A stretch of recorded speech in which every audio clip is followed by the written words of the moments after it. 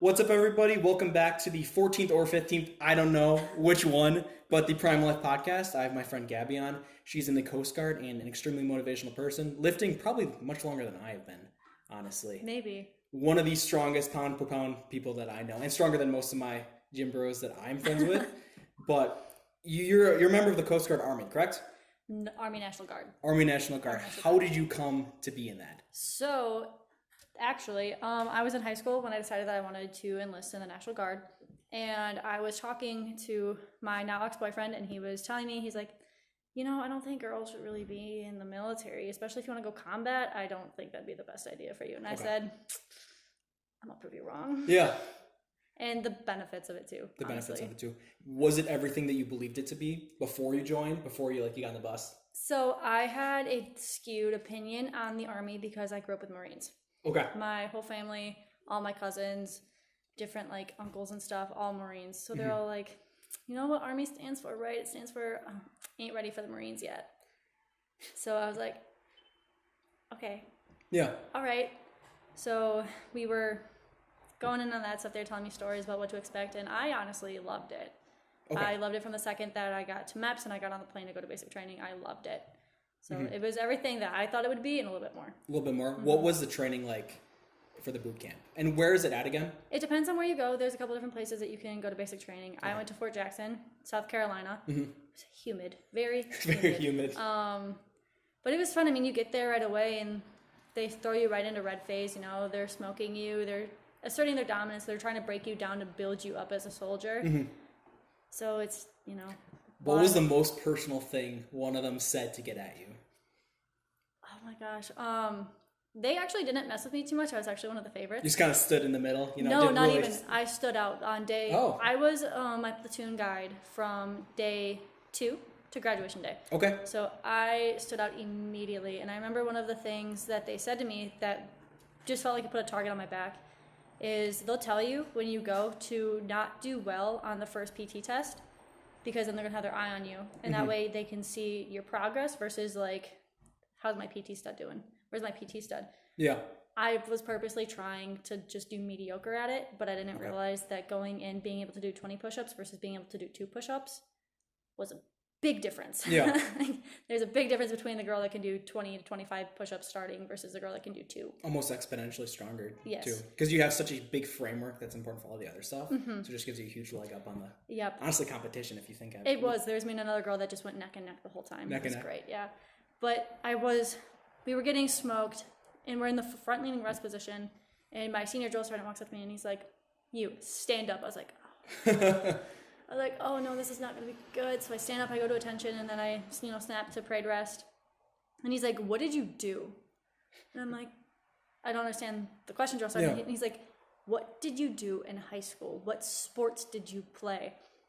And I was like, drill sergeant, I was a cheerleader. And he's like, I don't fucking believe you push. Were you into lifting before you went in there? Yes, I was. Okay. So I already had a little bit of muscle on me to be able to do everything. So I kind of had an edge up on that, but not really. Yeah. What was the training like that you did physically at boot camp? So physically, it's just, PT every morning. It's a lot of running because that's what people struggle with the most. You get smoked on the daily, which is, different different body and core to be able to help you with your PT test. Okay.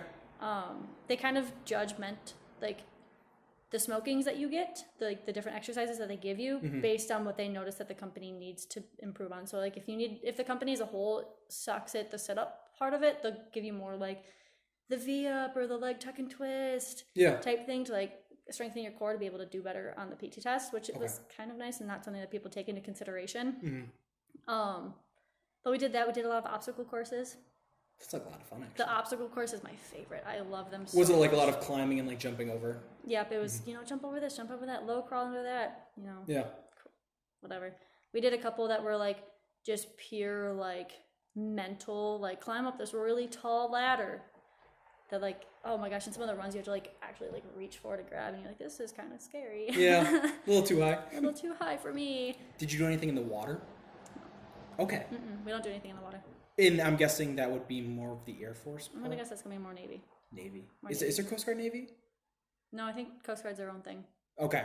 I think Coast Guard's their own thing because it's Navy, and then the Marines is part of the Navy. Okay. And then Coast Guard has the Coast Guard Army and then the Coast Guard. I don't think so. Because when I was doing research on it, they broke it down to like 2 parts. Like there's like a lot more specialization between the two. Okay, that's interesting. Yeah, I'm not too familiar about the Coast Guard. Okay, and what was your job leaving boot camp? What was your job that did you get a pick? I did. When I enlisted, they gave me 2 options. They gave me 42 Alpha, which is a paper pusher, or they told me it could be a 13 Mike, which is a multiple launch rocket crew member. I picked the big guns. Yeah.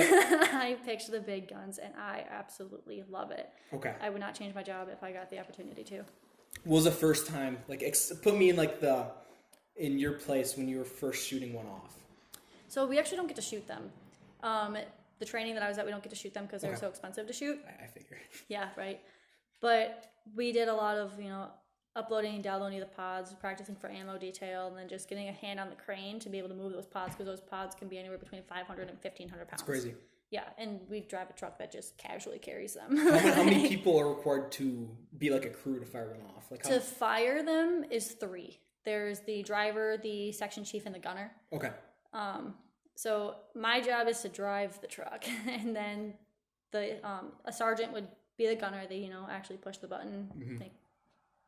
Go. And this is the one that goes up into the air and then drops? Yep. Okay. Yep.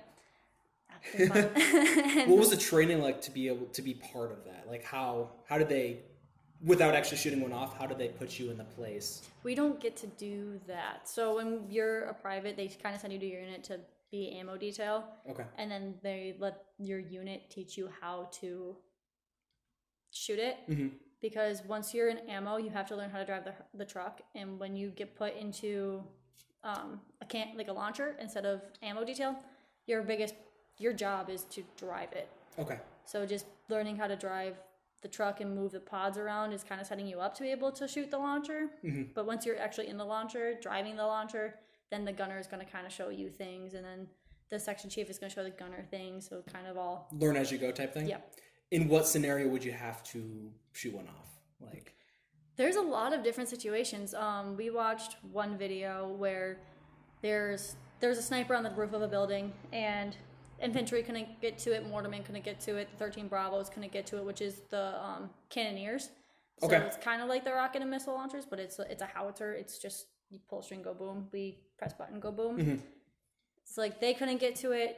So they called us because we were so precise of it actually going up to the stratosphere and then dropping straight down. I'm guessing there's a lot of math. There's a lot of math because you have to take into consideration wind speed, like the turning and everything of like the earth, and it's crazy. A lot of math. Thank God the truck does it for you. I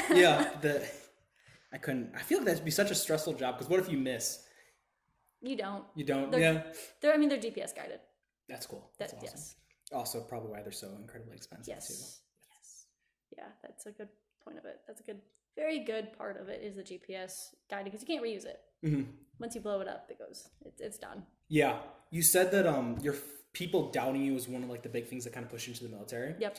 Was when people started seeing like, hey, you're going above and beyond, like you're kind of destroying life in both fitness and like the military. What did the people who kind of grew up with you and knew the old you think about that?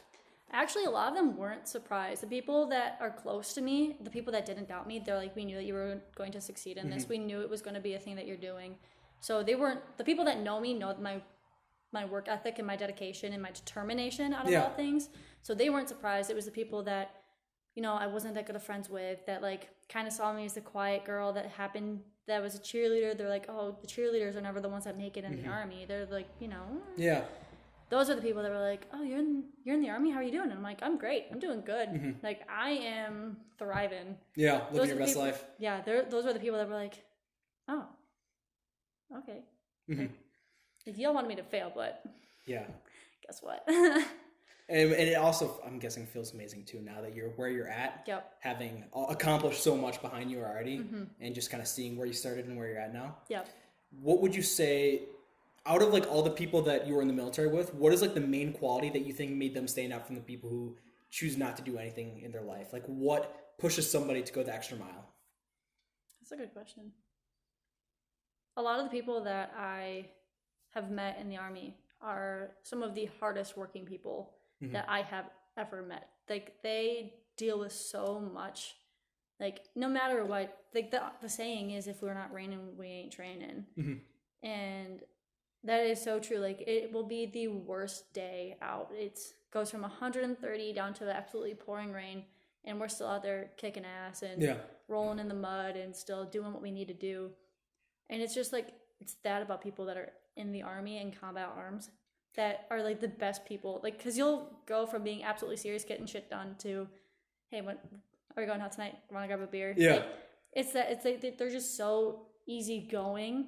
Or it's a lot of people that are trying to make a better life for them and themselves, like their families. They're able to transition between that period of downtime into that period of extreme focus and intensity, like really flawlessly. Yes. Okay. Yep. How would you say that you and they handle stress? Like, how, if you were to like put it into words, how does stress affect you versus affect the person who maybe just has never faced adversity in their life? Pain is temporary. Pain is temporary. Pain is temporary. Absolutely. You will go through it and you'll hate life, and embrace the suck. That's another one too. Embrace the suck. You just do it. Like, you kind of like, you talk about it, you hate life while it's happening, but then a week later you're like, hey, do you remember that time that we did this? Yeah. Like, it's... You already forgot about the pain at the time, and you're able to separate it almost, like not let it affect you long term. Yep. And you can't take things personally either. Like, unless it's on paper, if someone calls you something, in one ear out the next. Completely. What would you say is one of the skills that you had to work on that stand out compared to the other ones? Like, what was something that you needed to put extra time into? I needed to work on not wearing my heart on my sleeve and not broadcasting my emotions. Okay. I have always been the person to wear my heart on my sleeve so terribly. I would get upset about everything. I take everything personally. But like, basic training and drill sergeants, they took care of that. Yeah. They took care of that real fast. So that was my biggest thing. I still struggle with it sometimes today. Like, people will say something to me and I just take it way too personally. Yeah. Oh, I get that. Out of your time in the military, was there any experience that really stood out to you that made you feel like you fit in and that, like, hey, I love this and I want to do this for the rest of my life? Oh, absolutely. That was the entirety of AIT for me. When I finished basic training, I was still headstrong with the National Guard. And when I got to AIT and I had instructors pulling me to the side, they're like, hey, you should really think about going active duty. Like, you know, like, you're really good at this. You're a natural talent. I'm like, you know what? Maybe I do like this. And the more as training went on and on and on, and I was keeping up with the guys, I was top of my class, like, I was killing it. And I was like, I really like this. And the people, they're all hilarious. You can shoot the shit with them. Yeah. But you can also be like, hey, can I talk to you about something? Like, this is really bothering me. Yeah. It's just the camaraderie. I totally get that.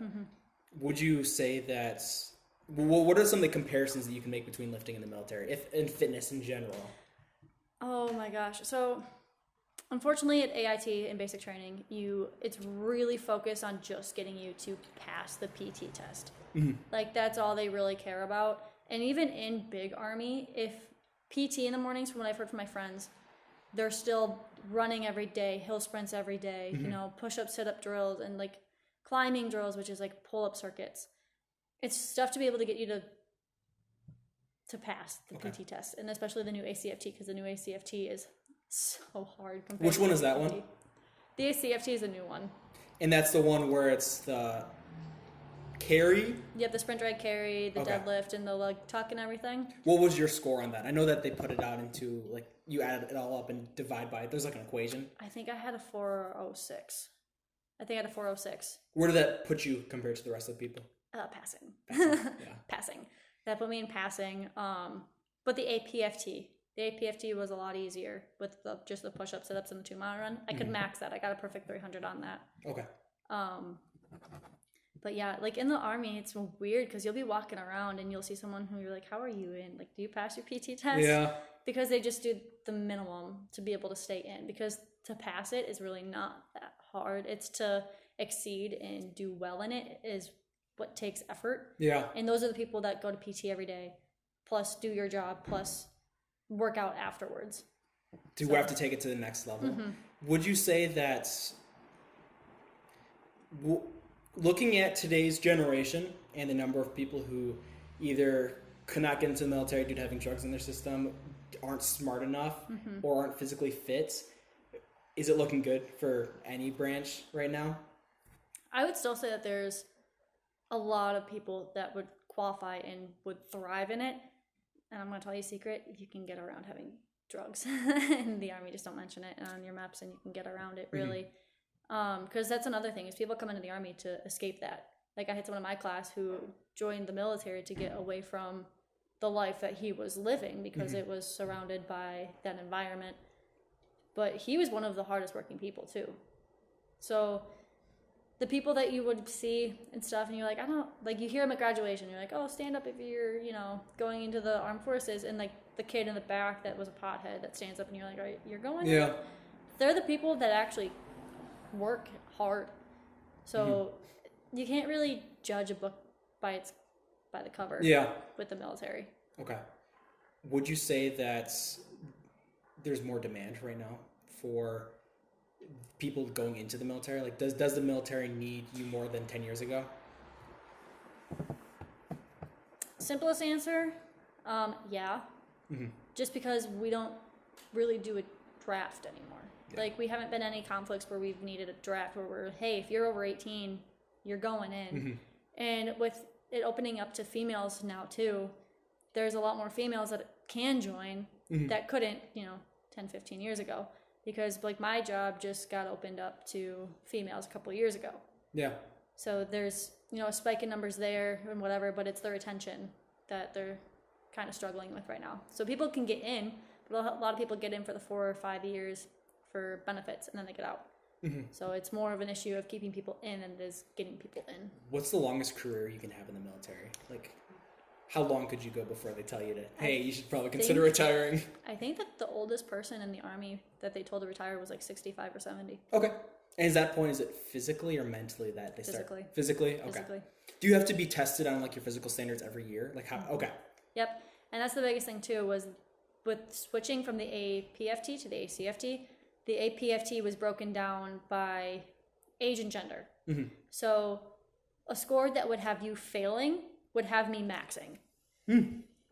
So for example, the push-ups. For a female to max out the push-ups for the APFT is 42. Your minimum is 45.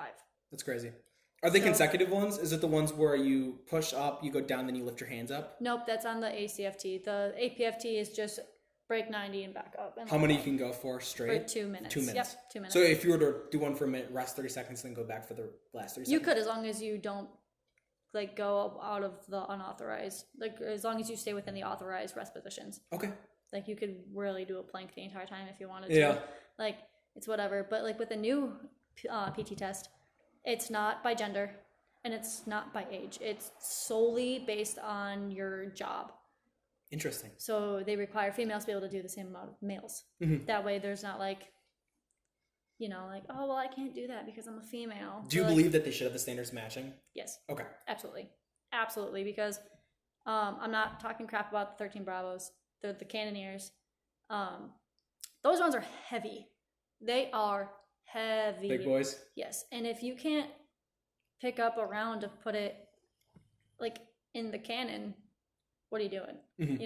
So I feel like you should be able to pick up the round that you're shooting if you're going to be a cannoneer. You can't just rely on the females to do ammo and pull the string, So I think it's completely fair that they expect males and females to do the majority of the same things. Do I still think that females should stay out of the infantry? Yes. Okay, why is that? I would not be able to pick up a 200-pound man with full kit and a full combat load to be able to move him to safety if he was hurt. Okay, and I can respect that. Just physiologically, there's a lot of difference too. Are there any other scenarios, infantry outside, that you believe like a controversial opinion? So there's a huge thing that there's been studies on, people have talked to it, you can actually you can look it up, where males in the Army, especially older like NCOs, will look at female privates and just go like completely daddy on her. And not like that, but like they treat her like their daughter. They're like, oh, I wouldn't want this to happen to my daughter, so I'm gonna take care of you, make sure that you get taken care of before my person over here that's in worse shape than you are. And you disagree with that? I think it's a complete thing. Like, you could see it all the time where, like, females get special treatment by older NCOs because it's kind of like their fatherly intuition. Mm-hmm. So, like, that's another reason why I think that females should stay out of the infantry and stuff. But obviously you have a pretty vast lifting background, Olympic lifting and just like regular, just like pure brute force. How many of the males did you surpass? Comparing like body weight to body weight? Yep. Okay, how many, I'm guessing quite a large percentage, were you stronger than initially? Initially I was able to do, more leg tucks than some of them, which is the hardest exercise for females to do. And this is the one where you're hanging? Yep, you have to go to a complete dead hang, and then you have to bend your knees and bend your elbows and bring your knees up to your elbows. Is it 20 or 18 that's the best score? I know it's around there. I couldn't tell you off the top of my head, to be completely honest. But I was able to do more than some of the males for that. And then I was able to do the same amount as one of, like, the more fit guys in my class. I was able to get the same amount of him, which pissed him off. Oh, I bet. But the best part about it, where I was able to show, like, my pure strength, was for my job, we had to do a high demands test. And I think I told you the story, but you have to pick up and move a 270-pound dummy, which is supposed to, like, signify and, like, replicate a full combat load, just being able to drag them. And some of the females, we were allowed 33 minutes. So some people took the full 3 minutes. There was one that took like a minute 30. There was one that took 45. And then I watched a couple of the males do it, and they were getting, like 30 seconds, whatever. And I picked it up and I dragged it in 17 flat. And that was one of those times where people were just like, dang. You got like, the nod from people where it was the respect. Yeah. Yeah. And they're like, all right, okay. Like, we get it. All right. So it was just cool. Cause like we were doing like other PT and stuff. We were doing some stuff with kettlebells, and I was so mad about this, but towards the end of my cycle, the sergeant major of the Army, it's the highest NCO on post, came to our battery just to do like PT with some of the new privates and stuff. And I was hand selected by name to work out with him, but I was in the field and I couldn't go because they were like, "Oh, your class is in the field this week. You have to go to the field." I was like, "No," I'm like, "But that'd be so cool." Yeah. So I was so mad about that because I was handpicked out of a battery with 200 plus people, being picked to be one of the 12 to work out with him. Would have been a really cool experience. Would have been really cool. Pre-military, how did you get into fitness in general? Like, why did you step into a gym for the first time? This is going to sound absolutely ridiculous, but I was in a relationship and I already wasn't super confident with myself. Like, I had grown up dancing and I was a cheerleader at the time. So like I was in shape, but I didn't have like the muscular definition that like I have now. And one of my ex, it's different ex, and his brother were looking at Sports Illustrated swimsuit edition. Yeah. Right. And unrealistic, photoshopped. Yep. And he was like, body standards. He's like, "Hey, she has a really nice ass," or, "Oh, I wish you had abs like her," and it just destroyed me mentally. Yeah. So I would go home, I would do like ab circuits every night. I would do legs and like air squats every night. And one of my friends was like, "Hey, you should come to the athletic club with me." Yeah. And I was like, I don't know about that. How many years ago was this? This was when I was a junior in high school. So this was maybe 5 years ago. Okay. 5 years ago. So you've been lifting for quite a long time. Yeah. And what was your first workout like? It was the typical girl at the gym, squats and hip thrusts and stuff. Yeah. It took me a while to actually figure out the routine and figure out that, hey, like if you want it, you have to do all of it. Yeah. You can't just pick and choose. Because I didn't know about like stabilization muscles. I didn't know about accessory movements. Like I didn't know that stuff. So I was just really hitting like, hey, let me go tone my arms. I didn't know that you actually had to like build strength. Yeah. To be able to get the tone, So at what point did you kind of notice, like at first, that you've made a huge jump from your base physique or strength amount? Like when was that aha? I think it was right when I started dating my ex. And I was like, hey, I'm like, I really want to get like more into lifting. I'm like, do you have any tips for me? And this was 2 years ago that I finally got like a big hit of like, this is what I need to be doing. Yeah. And then I got on a good plan. I started eating right, and I just kind of exploded from there. What was your biggest lift? Like, if you're picking one lift, what was the one where you made the biggest jump from start to finish? Oh, absolutely my clean and jerk. Clean and jerk. Absolutely my clean and jerk. I love that. When I first started it, I could barely do the 45-pound bar.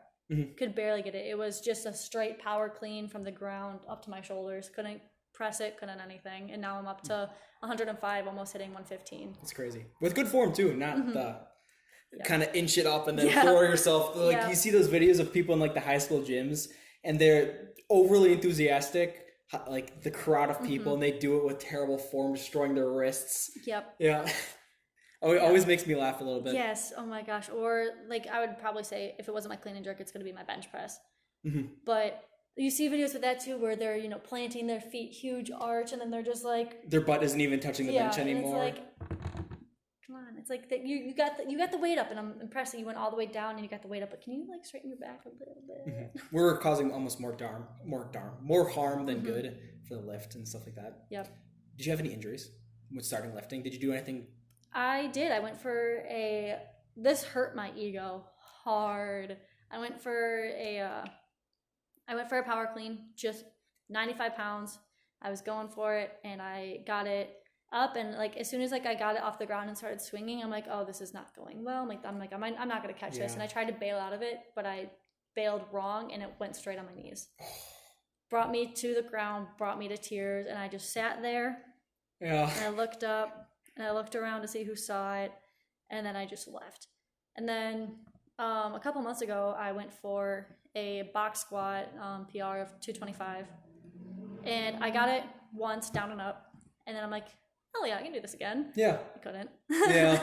I went down, I sat down, and I said, oh no.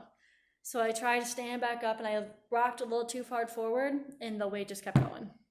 And it racked, and I blacked out. And I was like, you blacked out? I blacked out, and then that's crazy. Yeah. And my ex and his friend were on the rack next to me, and they just looked at me. And they're like, are you all right? I'm like, I need to go home. That's kind of badass, though. Lifting to the point where you literally lose consciousness. I never thought that I'd be the person, because you see the videos all the time, and you're like, hey, that person kind of passed out. That was kind of funny. Yeah. I never think it's going to happen to you, but it does. It does, and it hurts. What was it like coming out of that? It was more of like a confusion, because you're just like, I just blacked out, and then you like kind of like look around and like figure out your bearing, and you see 225 racked on the safety rails, and you're just like, don't even know how or why it's there. Yeah, you're like, I don't remember this. Like, and then you look over to the person next to you and they're like, are you all right? And I'm like, did I just? And they're like, yeah, you did. And you're like, that's awesome. Yeah, I left though. I'm like, I can't do this anymore tonight. I'm like, I gotta go. I'm done. What did you, for nutrition wise? So many people nowadays, they eat whatever the hell they want. They maybe put on a few pounds of muscle, but they're also putting on fat too. How did your outlook on nutrition from the beginning to now change? I'm gonna be completely honest with you. People hate me for this. It hasn't changed. Hasn't changed at all. Hasn't changed. I eat like shit. Hey, and if it doesn't affect fitness, I think that's where everyone wants to be at. And nutrition is super controversial. Like, yes, abs are made in the kitchen, absolutely. But your body gets used to things, and changing your diet could somehow in some ways be more damaging than it is helpful. I agree. Because your body gets used to things, and like it gets used to eating the empty calories. It's definitely an environment that you create and adapt to, and throwing that off can, especially with all these crazy fad diets too. Yep. Like keto, you may lose 20 pounds of weight because you're cutting out a whole macronutrient. But just like the long-term damage that it might be reaping on your metabolism and your nervous system in general. It's crazy. And people don't consider that. Yeah, I mean, I do eat all right. Like I make like lunches and stuff for myself, but I'm not going to hate myself if I go to McDonald's for lunch instead of packing a lunch, you know? Like, which is where so many people also, it destroys the relationship with food. Yeah. And if I can't work out to look the way I do and to enjoy the things I want to eat, I'm not training to be a bodybuilder. I'm going to have the relationship with food and with alcohol that I want to. Yep. And while having fun the whole time. Yeah, too. exactly. It should never be one of those things where it's, there's obviously going to be those days where you don't want to lift. You may be a little bit tired. Maybe didn't get enough sleep. But it should never be consistently demeaning and something that you dislike. Yeah, and you should never this is another reason why I don't cut out different foods, and I don't deny going to the bars with my friends. I don't deny going out to eat with my friends. Because I don't think that you should I don't think you should go up to your friends and be like, hey, I'm not going to hang out with you guys because I can't eat that because I want to look good. Yeah. You know, you should never do that. And there obviously is like a lifestyle thing about being overweight, and it's not pleasant, but having abs, like defined abs, like single digit body fat for men, I don't know. I think isn't defined abs for women like 20s? Yeah, it's like low 20s. Low 20s. Isn't it? It's not worth it. It truly isn't. Like no one wants to have a gut, but having a flat stomach versus being absolutely shredded and see-through. Yeah, and that's hard too because like you have to train aesthetically for abs like that. You can't be strong and have a solid core without being kind of thick. You can only train for so many things. Yes, and by that point too, like your muscles, like your abdomen is growing because of your muscle, and you're gonna look in the side and you'll be like, oh, I look thick, but from the front I look good, but from the side, like it's pick your poison at that point. And I would rather be able to do different skills and have my stabilization and be able to do these things versus having 6-pack abs. Yeah. I mean, it's been nice because like I can get them easily because of my metabolism and just genetics. That's another thing too, is abs. And level of activity too as well versus the gym, the military, and having a lifestyle where you're constantly moving too. Yeah, right.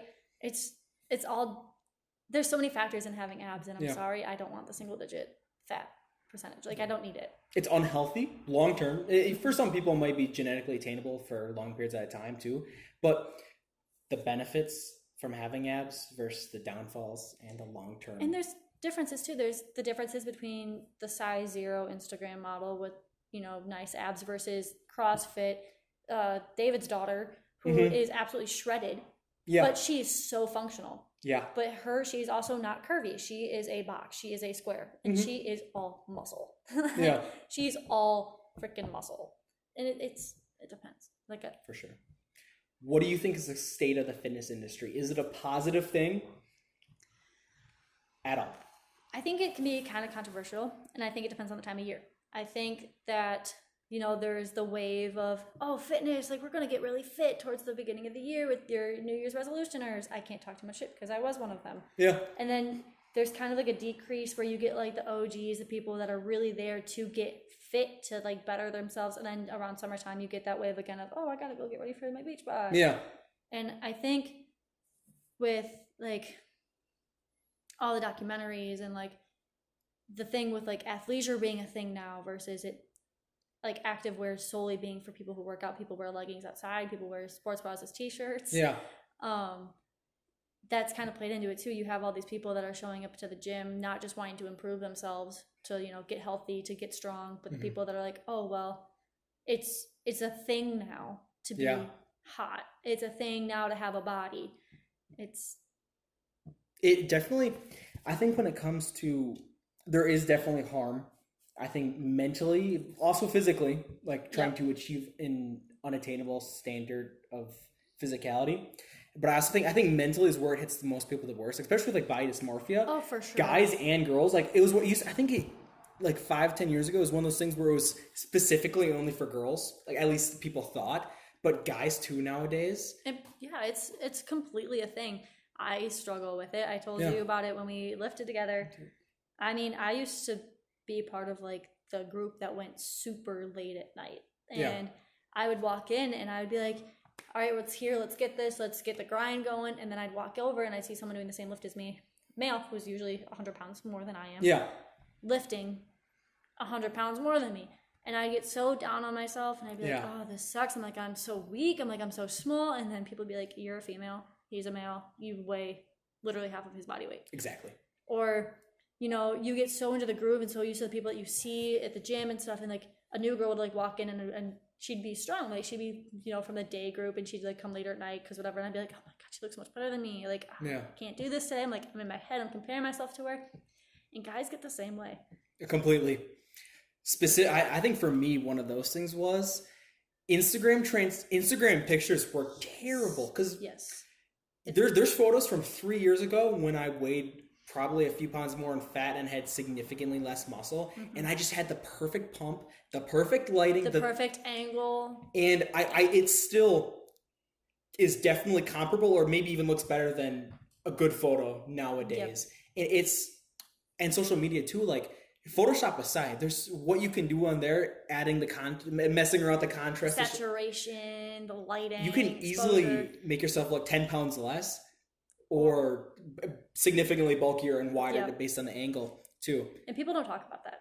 They don't at all. People don't talk about that. They look at the Instagram models and they're like, that's reality. Yeah. That's perfect. But they don't realize that that person is paid to do that. This is their full-time job, is to eat right and lift. They don't think about the person that's has a full-time job, that has a life, that has kids, that has, a budget. Like that. Average genetics too. Yes. Yep. Even if they match the lifestyle, even maybe to like a higher level than that person who, the David Lates, what are some girl examples of like the top people in the fitness industry?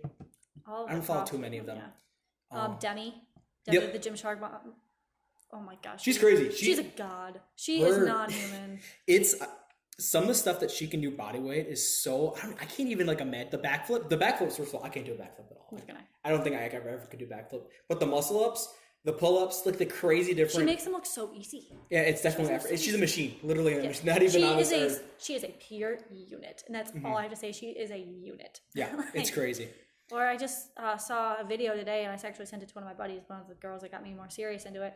And this girl she did ring muscle ups into ring handstand push-ups. And I'm like, not only is she doing muscle ups, but she's doing them on rings. And which makes it multiple times harder. Yes. And then not only is she doing handstand push-ups, she's doing those on rings as well. And I sent to my friend, I'm like, it's people like this that make me feel like a bitch. I know.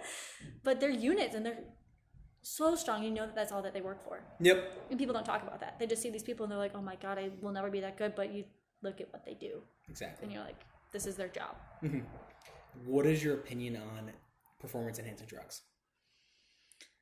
I think if you are training for aesthetic and if you're training for bodybuilding competitions, by all means do it. But if the level of importance you place on looking good and being strong in your life. Yeah. But if you are taking performance enhancing drugs, that's not pre-workout, that's not creatine, that's not beta-alanine, that's not like whatever. Yeah. The mainstream, not damaging stuff. Yeah. Like, don't do it, because you're taking away from the person who is eating right, drinking their protein, doing the proper stretches, doing their core lifts. You're taking away from their progress by you taking this enhancement. Especially when you lie about it as well. And then 6-month natural transformation, where on top of having good genetics, perfect lighting, perfect pump, perfect angle, you have performance enhancing drugs in there as well. Yep. And it destroys you, because I think we talked about this earlier, it makes you look exponentially better than the person who wanders into the gym, lifts some weights, looks at themselves in the mirror and goes, why the hell am I nowhere near this guy, even though we've been doing the exact same things? Right, when you notice them as the new person, and then you watch them get bigger and bigger and bigger and stronger, and you're like he's brand new. Like, it's like, is he just like that genetically like godly, or is it he really putting in that work? Yeah. And then you find out through the grapevine that, hey, they're taking XYZ, and you're like, yeah, it's crazy. Cool. I think in terms of performance enhancing drugs, it's certainly to each person on their own. If they want to put this into their body, so be it. But when they're a figure like that people look up to, kids especially, because look how impressionable kids are. Even myself too. I'd see these crazy videos of people and I'd do 100 curls with 5-pound weights, trying to look like them. I think that's when it's more harmful than good, and when it's definitely something that is almost not evil to promote, but it's certainly one of those things where it's just not good. It's morally, I feel like, wrong, and I wouldn't want to. And it's unrealistic. It's setting unrealistic standards on everybody, and it's the thing too with seeing a transformation that's so strong that intimidates people. Like whether they're a smaller female or they're a larger anybody that's in there trying to lose weight, by seeing this person putting on so much muscle mass in a short time while they're struggling to lose anything too. Yeah. And that's the thing that's so hard, is like you don't bat an eye at the people that are there, in stingers and deadlifting like crazy, or the female that's walking around with booty shorts and whatever, but everyone is so quick to judge the guy that's standing in the corner in all sweats, putting in the work, sweating his ass off to lose the weight. People are so quick to judge them, but they don't judge at all the people that are doing whatever. And that's kind of sad about the industry at this point. There's certainly double standards where for sure the people who are trying to make themselves better are definitely looked down upon. And I feel like it's getting better nowadays, but there's also a certain like level of it went from one extreme to another where it's now like the whole. And I'd never believe someone should be bullied because of their weight, but I also don't believe being overweight should be promoted. Like anyone can have some punch on them and they can still be healthy, but to be hundreds of pounds overweight and to promote that standard of living and say, hey, I'm happy. And it's so stupid because plus size is the average size. Like you look on Nike, you look on Adidas, and you look at Gymshark. Gymshark usually just has like super fit people. They're trying to include more plus size, especially into like Instagram and stuff. They're introducing more plus size people. But the plus size is what 80% of people actually look like. And Nike's done a really good job. Like they're introducing more plus size. Adidas is a little bit behind on that. But they're all incorporating different types of people, which is what we needed because Boom. There we go. Okay. Because for a while, like if you were plus size, if you wanted to find something to go to the gym and feel comfortable in, you couldn't. Yeah. You couldn't walk into Kohl's and pick up a Nike sweatshirt. You couldn't walk in and pick up a pair of shorts because they went to XL. Yeah. It was never a thing. And now you go on the websites and now they have a whole plus size section. And I say plus size super lightly because like I said, like having a couple extra pounds, like that's the normal. Exactly. Like, that's normal. And it shouldn't be looked on upon as, it shouldn't be one of those things where there's almost like a certain level of segregation in the gym. I feel like, especially when the really elite people who've been there for years, and then the new people who come in, the New Year's people who have the will, but then maybe get judged upon for that. It is really demeaning. And I think we're getting to a point now where it is a lot more accepted. I would agree, but I still think that there's still a barrier with people that come in and people that want to help them. But they can't because they either feel like they're going to be an asshole for being like, hey, I noticed that you're doing this. Can I offer you some advice? And the same thing for those people. They're like, oh my gosh, that person's huge. Like that person's bigger than me. They're in better shape. I can't ask them for help. Yeah. And the whole female male thing, like that drives me insane too. Like I get it. Like I don't want to be hit on at the gym. That's not the place for it. It is definitely not. But I don't feel comfortable walking up to half of these guys, be like, hey, can you spot me real quick? Like if I'm going heavy, like if I know that I'm going to be lifting heavy, I'll text one of my buddies. I'm like, hey, I'm like, what time are you lifting today? I might need a spot. Yeah. Or if I'm walking in, like, I'm like walking like, all right, who here looks like I can talk to them without being like, hey. Like, and I think that's another thing too, is like the women's area at the athletic club is a great thing. But that's for starters. If you want to get into heavier stuff, you have to go and branch out. And that's kind of scary, especially for females, especially for girls. It is terrifying. And especially if they have histories of being bullied and looked down upon because they now feel like every single person who is a step above them is going to look down. Yeah, and there's a stigma too around females doing just legs at the gym. And every time I do leg day, every time, 5 years into my journey, every time I do leg day, I'm like, people are going to think that I'm just here to do legs. Like, those are the days I avoid wearing Gymshark because I don't want to be like, oh my gosh, I'm here to do legs. Like, gotta get the booty. Like, those are the days I walk in like a total bra girl with just, you know, running shorts and a sweatshirt. Like, let me just get this over with and don't look at me. Like, or the stereotype for guys is that you're only allowed to wear this clothing if you're this big. Yep. It certainly is one of those things that's very like interesting psychologically, like why we do this as a race. But I feel like it's getting better, and I hope it continues to get better too. I do too. And girls, it's now like you see so many more in the gym. Like yes, there's so many more than when I first started, and it makes me so happy. Yeah, it's like I want to like friend them all, but I don't want to be like, hey, how's it going? Like it's just not one of those things that you do. Yeah, but yeah, it's certainly going to be interesting to see how even in the next 30 years, whether people are going to get more fit or we're all going to be like the people, you know, Wally, like they're all rolling around the chairs. Yeah. And the little shit. Push a button, go here. Yeah. And hopefully not, just for quality of life. Yeah. Right. And maybe we're all in a simulation too, like Elon Musk says. Right. That's another one of those trippy things where it's just like, it kind of is scary to think about. It's like what happens down the street when I'm not looking, right? It's the whole premise of like if a tree falls and no one's around to hear it. Did it actually fall? Did it actually make a noise? Did it actually fall? Yeah. Or did they just kind of put it there? Yeah. You know? This is one of those things, it's so like off topic in a good way, but like what if you're alone in a room and everything behind you is just gone, and the second you turn it like a low, have you ever thought about like a computer rendering in, or like a video game? You know how like you walk past a certain amount and the next part pops up. How much of our world is actually there? You kind of think about like when you drive, like all you can see when you drive is up to the next amount of point, and like you can like see it kind of like going from like nowhere to like here in front of you, like with like buildings and stuff. You're like, that's so weird. Yeah, like cities and like the distance when you pull up to them and stuff, you're like, wow, that's where that is. All right. Yeah, it is very interesting. If you had one piece of advice for people to become their best selves, what would it be? Something that would have sped up your progress and made you happier quicker. I would tell people that you cannot judge your journey or your story based on anybody else. Your chapter 30 might be someone's chapter 1. You don't know where someone started. Someone could be coming in with good genetics or being an athlete in high school, and you might be coming in late to the game to do this, and your successes and their successes are different. You don't know their metabolism, you don't know their genetic pool, you don't know all of these things from where they're coming from.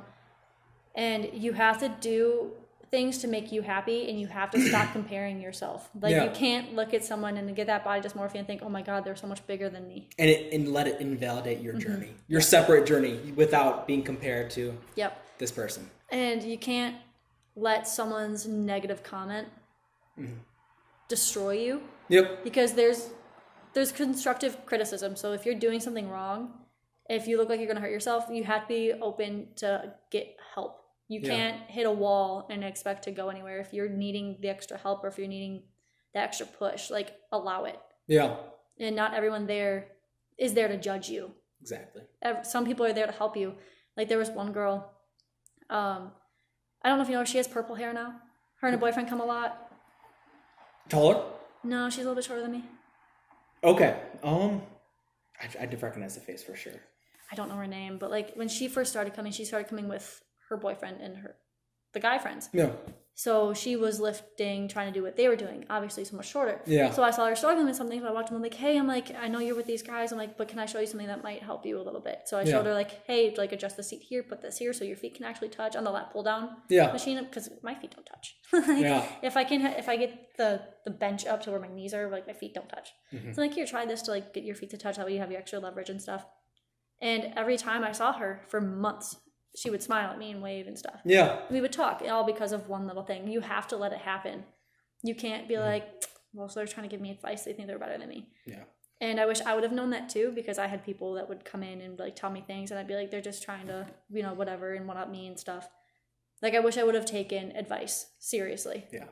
And you have to find humor in it. You really have to find humor in it, especially with people like, oh, like your ass looks so good today and stuff, like on Instagram, like those comments that you get sometimes. Like you just have to learn to laugh at it. You have to learn to brush it off.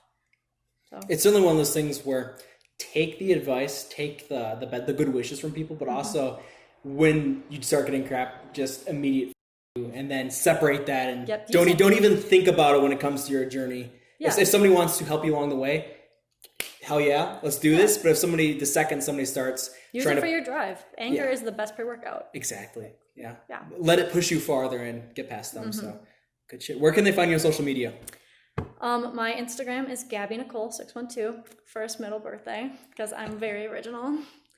So Instagram, Gabby Nicole 612. Awesome. Thank you for coming on. Thanks.